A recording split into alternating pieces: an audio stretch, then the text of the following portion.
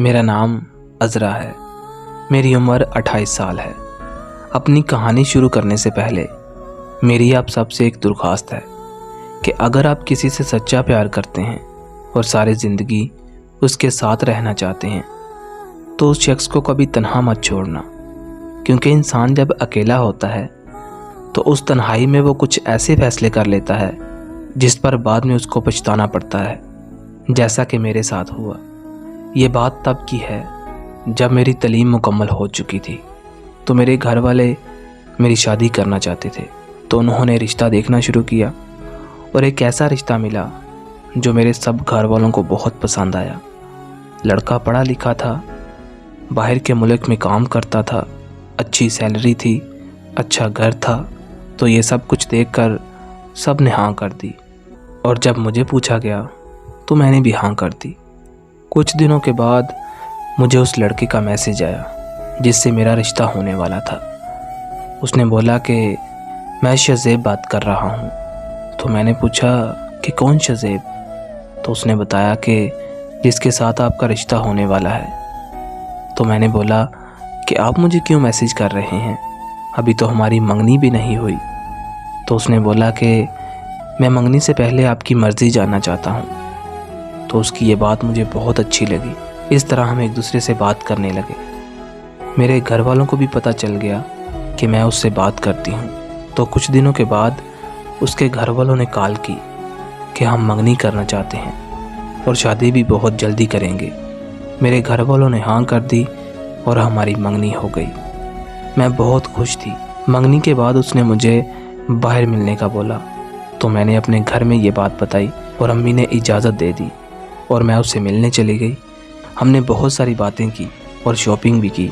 हम दोनों में काफ़ी अंडरस्टैंडिंग हो गई थी। ऐसा लग रहा था कि ये कोई अरेंज मैरिज नहीं बल्कि लव मैरिज है। मुझे उससे बहुत प्यार हो गया था और वो भी मुझे बहुत प्यार करता था। फिर कुछ महीनों के बाद हमारी शादी भी हो गई। हम दोनों बहुत खुश थे। हमारी लाइफ बहुत अच्छी चल रही थी।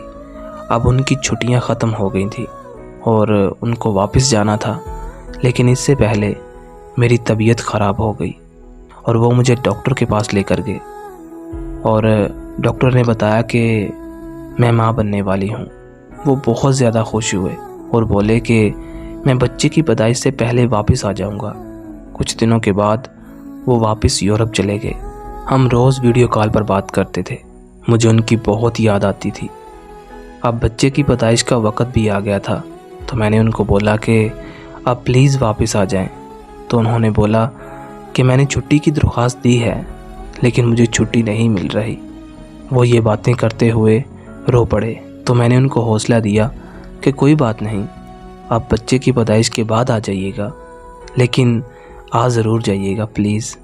अब कुछ दिनों के बाद खुदा ने मुझे बहुत ही प्यारा बेटा दिया।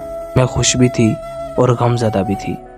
वो वीडियो कॉल पर अपने बच्चे को देखकर रो पड़े, लेकिन मैंने उनको हौसला दिया।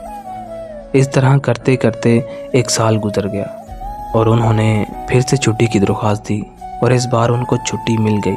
वो बहुत खुश थे। उन्होंने मुझे बताया तो मैं भी बहुत खुश हुई। जिस दिन उन्होंने वापस आना था मैं उनसे बात कर रही थी। वो वापस आने की तैयारी कर रहे थे। कुछ देर के बाद वो एयरपोर्ट के लिए निकले और कॉल बंद कर दी। मैंने कुछ देर के बाद कॉल की, लेकिन उनका नंबर बंद था। मैं बहुत परेशान हो गई कि उनका नंबर क्यों बंद है। फिर मैंने कुछ देर के बाद दोबारा ट्राई किया, लेकिन फिर भी स्टिल बंद जा रहा था। सुबह से शाम हो गई, लेकिन उनका कोई पता नहीं था कि वो कहाँ हैं। मैंने उनके घर वालों को बताया, अपने घर वालों को बताया, तो सब लोग बहुत परेशान हो गए और उन्हें ढूंढने लगे, लेकिन उनका कोई पता नहीं चल रहा था। 1 दिन, 2 दिन, 3 दिन, जैसे जैसे दिन गुजर रहे थे वैसे वैसे मेरी जान जा रही थी कि आखिर वो कहाँ चले गए हैं। 1 हफ्ता गुजर गया, लेकिन उनका कोई पता नहीं चल रहा था। 1 महीना गुजर गया, लेकिन ना तो उनकी कोई कॉल आई और ना ही कोई मैसेज। लोग तरह तरह की बातें करने लगे। क्या वो नहीं आएगा, उसने वहाँ दूसरी शादी कर ली होगी, और भी बहुत कुछ। लेकिन मैं उनका इंतज़ार कर रही थी।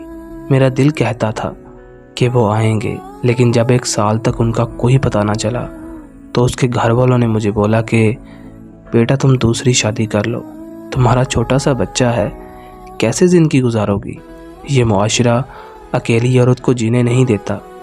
मेरे घर वालों ने भी मुझे यही बात कही कि अब उसका कोई पता नहीं कि वो ज़िंदा भी है कि नहीं। सबके बहुत ज़्यादा कहने पर मैंने भी दूसरी शादी के लिए हाँ कर दी। जब मेरी दूसरी शादी हुई तो उस शख्स ने मुझे और मेरे बेटे को बड़ी खुशी से कबूल किया। वो मुझे बहुत प्यार करते थे और मेरे बेटे को भी। शादी के कुछ महीनों के बाद मुझे पता चला कि मैं फिर से माँ बनने वाली हूँ। ये बात मैंने अपने शौहर को बताई तो वो भी बहुत ज़्यादा खुश हुए। उन दिनों में जैसे उन्होंने मुझे और मेरे बच्चे को संभाला, मैं वो कभी नहीं भूल सकती। हमारी ज़िंदगी बहुत हंसी खुशी गुजर रही थी कि अचानक मुझे शज़ेब का मैसेज आया। तकरीबन 2 साल के बाद उनका मैसेज आया। जब मैंने वो मैसेज देखा तो मैं चकरा कर ज़मीन पर गिर गई। कुछ देर के बाद जब मुझे होश आया तो उनकी 100 से ज़्यादा कॉल्स आ चुकी थी। मुझे समझ नहीं आ रहा था कि मैं क्या करूं, खुशी मनाऊं या गम का इजहार करूं। वो अपने घर आया और मुझे ढूंढने लगा। सब उसे देखकर हैरान परेशान हो रहे थे कि 2 साल के बाद तुम कहाँ से आ गए, 2 साल तक तुम कहाँ थे, तुम्हारा कुछ पता ही नहीं था।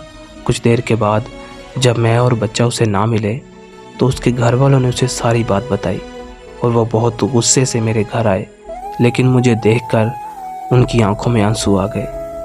उन्होंने मुझे दौड़कर गले लगा लिया, लेकिन मैंने जल्दी से उन्हें पीछे कर दिया क्योंकि अब मैं किसी और की बीवी थी। वो अपने बच्चे से मिला, उसे खूब प्यार किया। इतने में मेरे शौहर भी आ गए। अब हम उनसे पूछने लगे कि तुम यूं अचानक 2 साल के बाद कहाँ से आ गए, तुम्हारा कोई पता नहीं चल रहा था, तुमने कोई राब्ता नहीं किया। तो उसने बताया कि उस दिन जब मैं घर से एयरपोर्ट के लिए निकला तो मेरा बहुत बुरा एक्सीडेंट हो गया था। मैं 2 साल तक कोमा में रहा। 2 साल के बाद जब मुझे होश आया तो मुझे याद आया कि मैं तो वापस पाकिस्तान जा रहा था, मैं यहाँ कैसे आ गया। तो डॉक्टर ने मुझे बताया कि तुम 2 साल तक कोमा में थे और तुम्हारी कंपनी ने तुम्हारा इलाज करवाया है और तुम्हें 1 साल की छुट्टी भी दी है। वहाँ से निकलते ही मैंने अपनी बीवी को मैसेज किया और पाकिस्तान आ गया।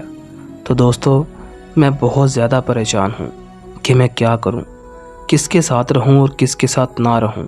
इस बात का फ़ैसला आप लोग करें और मुझे बताएं कि मुझे किसके साथ रहना चाहिए, उस शख्स के साथ जो मेरे बच्चे का असल बाप है या उस शख्स के साथ जिसने मुझे मुश्किल वक़्त में सहारा दिया, मुझे संभाला और मेरे बच्चे को भी। ये फ़ैसला बहुत कठिन है, मुझसे ये फ़ैसला नहीं हो रहा।